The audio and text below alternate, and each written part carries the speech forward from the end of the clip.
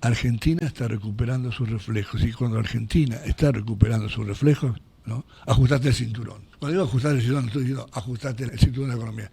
Ajustaste la gestión del navío. Ajustaste. Su reflejo de protesta estás hablando. Estoy hablando que de demandas. Hay demandas que están floreciendo. Mi primera experiencia más importante es estar allí a donde se decidían cosas importantes y conocer desde adentro la máquina del Estado. En lo que hace la mirada política, sí, en todo caso, pero convengamos, allí rivalizaba con una mirada política superior. ¿Cuál? La de Raúl Alfonsín, que era un poco el que llevaba la batuta, digamos, uno diría el timonel de la nave. Vos sabés que te quiero preguntar ahora cómo estás viendo el proceso político, la sociedad, cómo se mueve con esta economía, pero quiero volver y detenerme, insisto, recomendamos una temporada en el quinto piso del Ministerio de Economía, el libro de Juan Carlos Torres, que la verdad que es excelente y además muy bien escrito y muy interesante para todos, no solamente para los economistas. Y vos sabés que en general los planes de estabilización tienen un primer periodo donde en Argentina, ¿no? Donde funcionan y en general los economistas tienen un ego muy grande, ¿no? No era el caso de Juan Zurruil, pero sí de todo el resto del equipo económico que estaba en su momento con Alfonsín. Los he conocido a todos. No era el caso de Juan, pero sí del resto de los economistas, que eran obviamente muy reconocidos en la profesión y demás, y aparte tenían credenciales. Exactamente, credenciales y las hacían valer y las mostraban en la facultad, en todos lados. Y algunos dicen que eso es algo que le pasa a todos los equipos económicos, que lo hemos visto con Cavallo después. Algunos critican y dicen le pasa a este equipo económico, que le pasó también al equipo de Macri, que después tuvo un primer periodo dorado y después fracasó. ¿Notás que ahí hay un síndrome de para los equipos económicos cuando lanzan un plan de estabilización que es un antes y un después, esa primera etapa donde las cosas más o menos se encarrilan? Por cierto, siempre hay una tensión entre la conducción de la economía y la conducción del Estado. Sí. Hay una tensión. Porque la conducción del Estado es mucho más que la conducción de la economía. En el caso de Alfonsín era ajustar las cuentas con el pasado. El juicio de los comandantes. Te quiero advertir que la primera transgresión del Plan Austral fue a propósito de eso. Un aumento de los militares. Alfonsín vino, muchachos, escúchenme, estamos haciendo un juicio a los comandantes, pero no me vengan porque hay que reducir el presupuesto militar. He prometido mejorar los salarios. Y vino Zurrull y dijo, el presidente nos pide mejorar los salarios. ¿Cómo es eso, Juan? Escúchame, aquí se va a armar. Es lo que hay que hacer.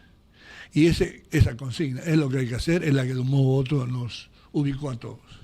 A propósito, todas las decisiones. Déjame hacer un comentario aparte. La decisión, a la hora de las decisiones, siempre tenés, digamos, tres opciones. Se hace lo que debe hacerse, se hace lo que corresponde hacer y se hace lo que es posible hacer. La primera visión, a propósito de las decisiones, se hace lo que debe hacerse, es la que está de una manera u otra, ¿no?, formateada en un mandato moral. Sí. Hay que hacer tal cosa. Se hace lo que corresponde hacer, es la segunda inclinación, descansa en la ciencia y la técnica. 2 más 2 son 4, no me vengas con 4 y medio. Y después está la otra decisión, se hace lo que es posible dadas las circunstancias. Y cuando uno está en la gestión de gobierno, ¿no?, está todo el tiempo, ¿no?, tironeado. En el caso de la tensión entre los equipos económicos y la gestión del navío, de la nave, ¿no?, está esa tensión, digamos, entre se hace lo que hay que hacer, lo que corresponde hacer, se hace lo que es posible hacer. Yo creo que al inicio, ¿no?, el Plan Austral, como se sabe, comenzó a funcionar bien, ¿no?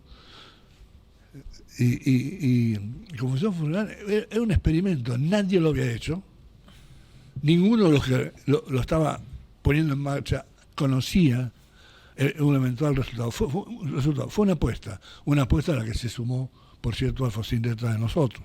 Ahora bien, las cosas no comenzaron a andar bien al cabo de un tiempo. La pregunta que yo me hago, ¿está en la lógica de todos los planes que comienzan bien y después comienzan a funcionar mal? Yo no sé si eso es así.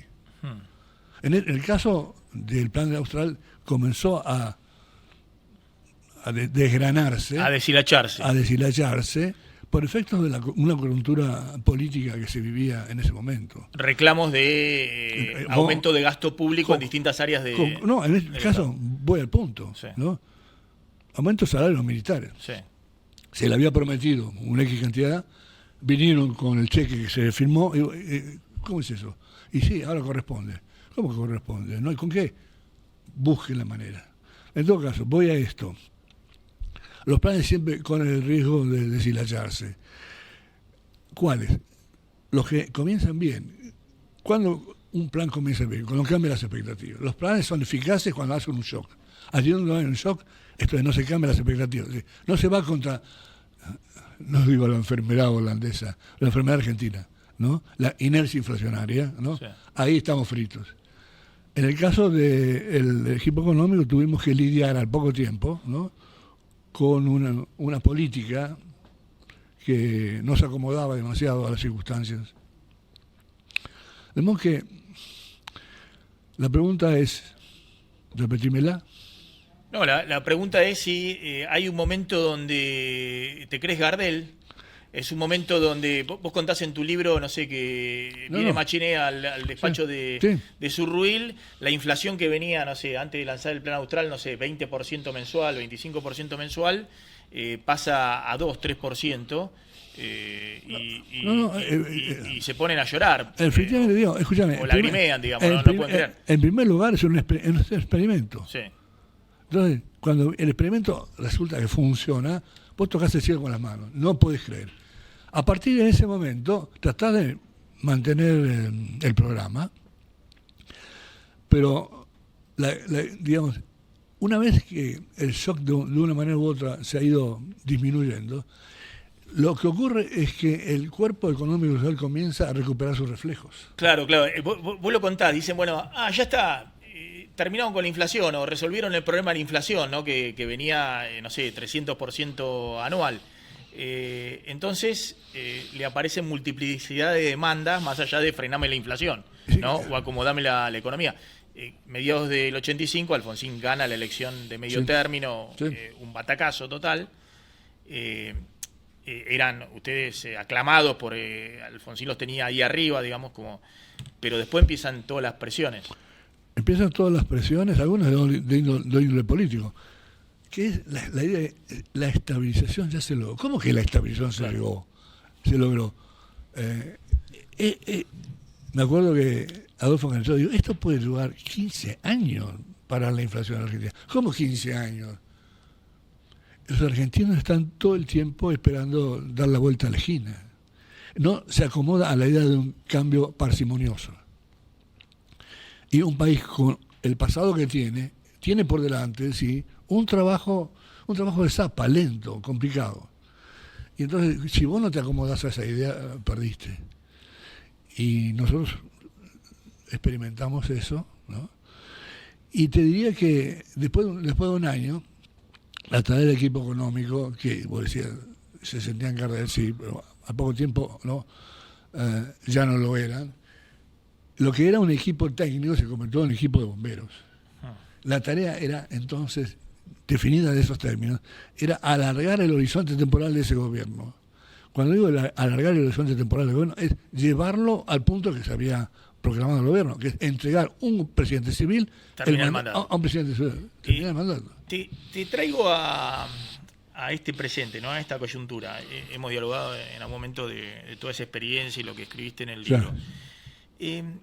¿Qué estás viendo en la dinámica social y política, ¿no? Porque por un lado hay un presidente que uno diría es distinto a los anteriores, ¿no? Porque o no tiene miedo, no tiene conciencia de los riesgos. Por ejemplo, el tema del ajuste fiscal que hizo inicialmente el gobierno, con la devaluación, con la licuación de los jubilados, con parar a cero prácticamente la obra pública, las transferencias a la provincia.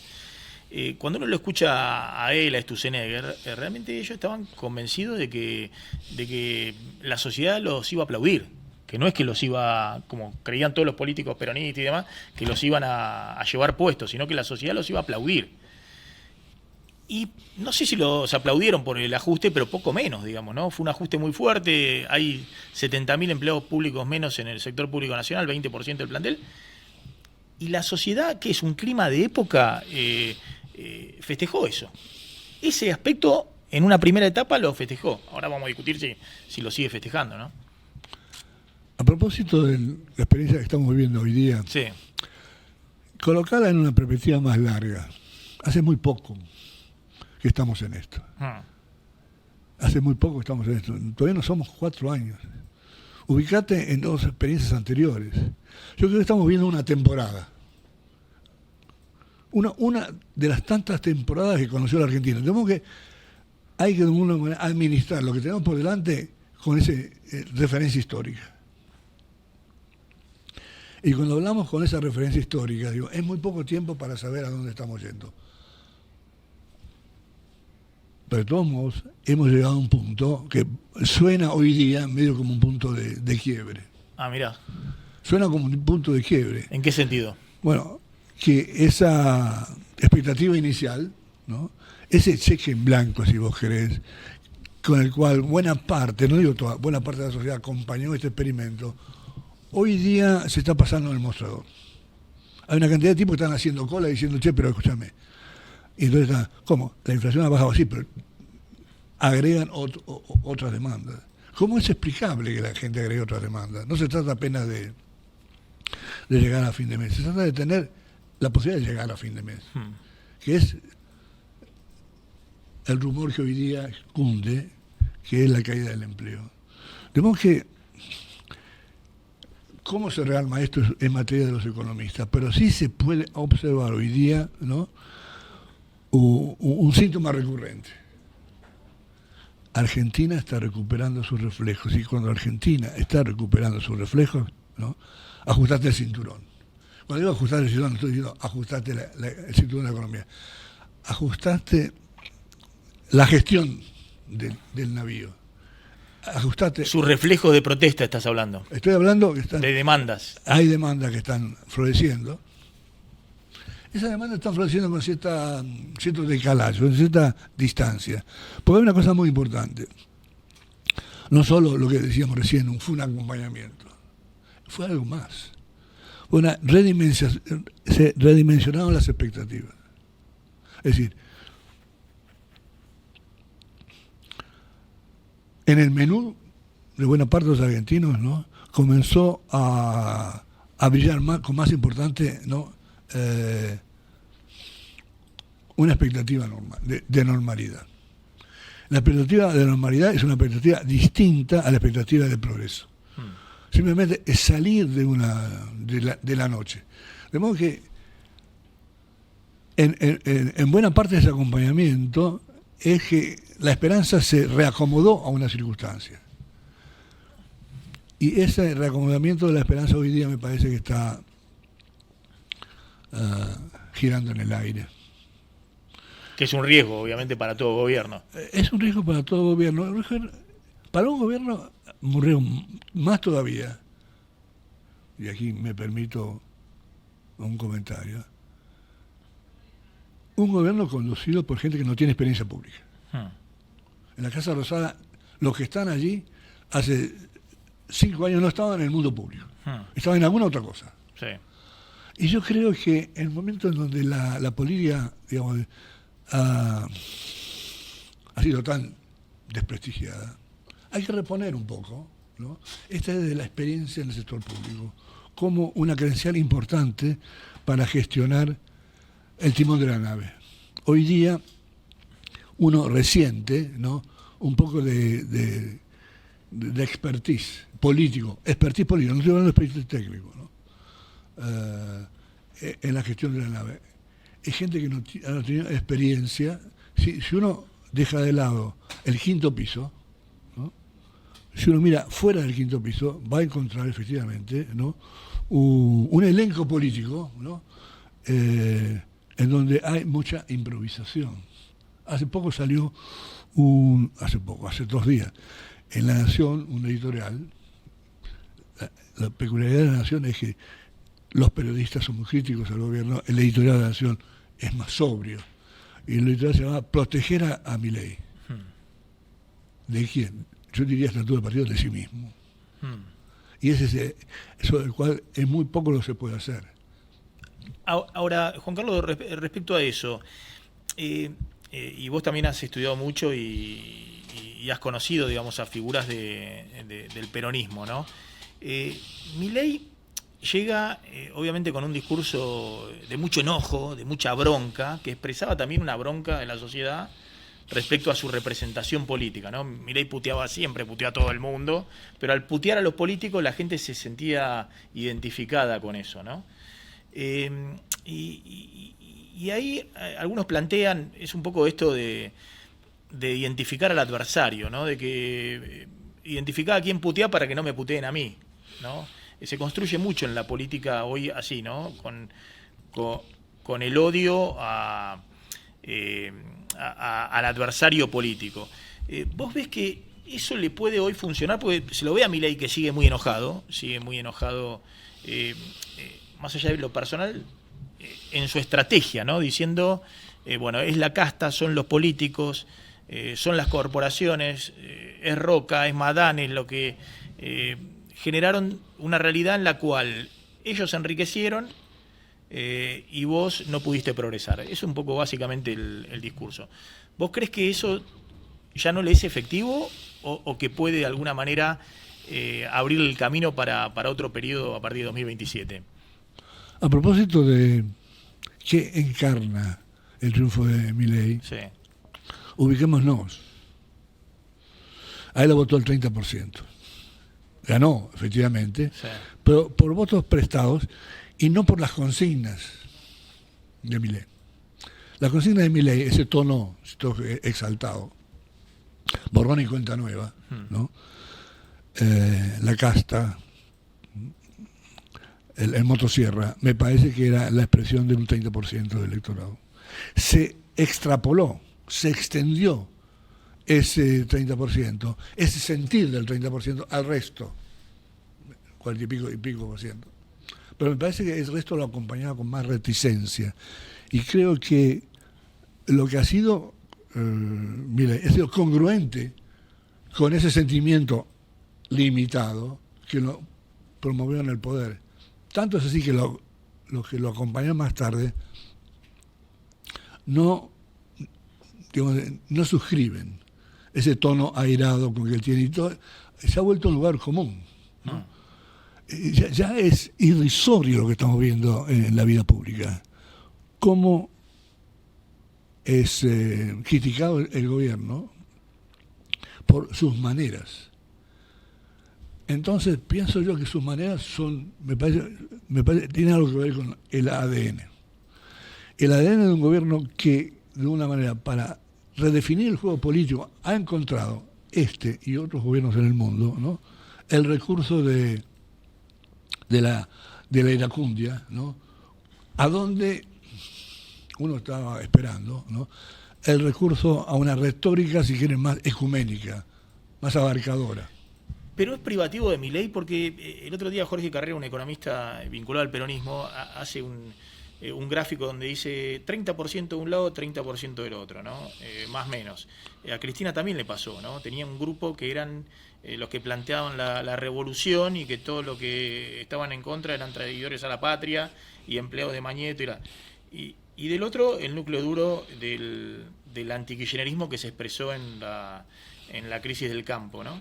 Y después hay un 40% de la sociedad que va encontrando o va oscilando según los resultados que dan.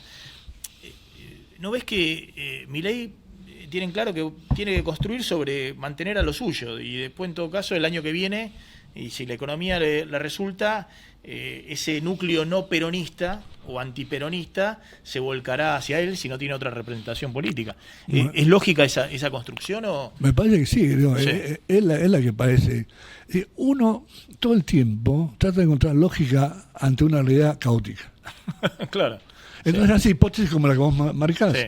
Esta es una jugada que tiene en vista otra. Atención, puede ser que no tenga en vista otras, ¿no? Y esa es un poco la incertidumbre que genera el momento que vivimos hoy día. Yo creo que efectivamente él o el gobierno actual está trincherado, ¿no? Sí. en el grupo de los más intensos. Ahora, la intensidad, como bien se recordaba, también fue parte de la filosofía de gobierno kirchnerista. Los países se sostienen sobre la puja de dos intensidades, por eso se llama la polarización, de acuerdo, es parte de la vida política, pero ahí está la polarización afectiva, que es contraproducente para la vida política, porque es la que inspira la filosofía de no odiamos lo suficiente. Eso se llama polarización afectiva. Yo creo que si vos te desplazás, salís de afuera, ¿no?, de esas minorías intensas, ¿no?, hay todo un mundo que queda afuera, ¿no? Y ese mundo que queda afuera, ¿no?, yo creo que va a expresarse de una manera u otra. Si la economía no da respuesta el año que viene, va a encontrar una representación política. ¿Eso es lo que planteás? Quizás, pero aun cuando la economía camine sobre una avenida menos turbulenta como la actual, ¿no?, yo creo que va a seguir estando pendiente, ¿no?, cómo gestionar un país tan complejo como este. No basta tener una economía, digamos así, que se despliegue con fuerza. Este país es mucho más complejo que una economía que funcione.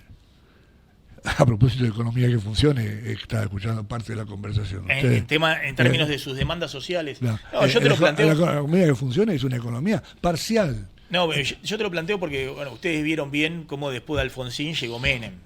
Y Menem, en el primer año y medio de gobierno, nos da pie con bola de cómo encauzar la economía, cuando con Cavallo encuentra la estabilización de la inflación. Tiene un periodo... 10 años. Sí, un periodo largo de 10 años, pero un periodo dorado de 3, 4 años, donde incluso con la recesión del 95 logra la reelección, porque dice, bueno, este sabe. Entonces, después ya andaba con la Ferrari, saltaban los escándalos. No era alguien que era visto como... ¿Y qué era la economía? Que el que logra encauzar esta economía, y bueno, se le perdona cualquier cosa. Hasta cierto punto, porque... ¿Por qué cayó Menem? Porque se equivocó, quiso quedarse. Y el que le dijo que no fue Duhalde. Es decir, la derrota de Menem es una derrota autoinfligida, con una economía, decimos, que es razonable, ¿no? Surgió otra área de conflictos. No, yo creo que la convertibilidad ya en los últimos 3 años estaba totalmente agotada. De acuerdo, recesión, de acuerdo, desempleo 20%. De acuerdo, Digamos, la gente se da cuenta. Pero en todo caso quiero incorporar este elemento, ¿no? Sí. Te pueden ir mal las cosas con una economía más o menos buena, más o menos mala, pero en todo caso hay un componente que tiene que ver con el conflicto político. Y el conflicto político que este gobierno no logra descifrar es cómo se gobierna un país tan complejo como este. Argentina es un país bastante más complejo que requiere a una forma de concordia, ¿no?, por encima de la iracundia. Es verdad que estamos frente a un turning point. ¿Cuál? Uno que otras veces hemos visto en el pasado. Esta vez es diferente. Uso esa famosa palabra lo que dicen todos. Esa famosa palabra norteamericana, ¿no? Sí. Esta vez es diferente. La palabra esta vez es diferente la hemos escuchado muchas veces, inclusive yo estuve parte de quienes la pronunciaron. Y yo con esa experiencia por detrás, ¿no?, digo, hay que ser un poquito más modesto a la hora de desplegar ambiciones. Y la idea de esta vez es diferente, me parece que tiene una falla. ¿Cuál es la falla? El empuje de ese 30% no da, ¿no?, para mantener el juego.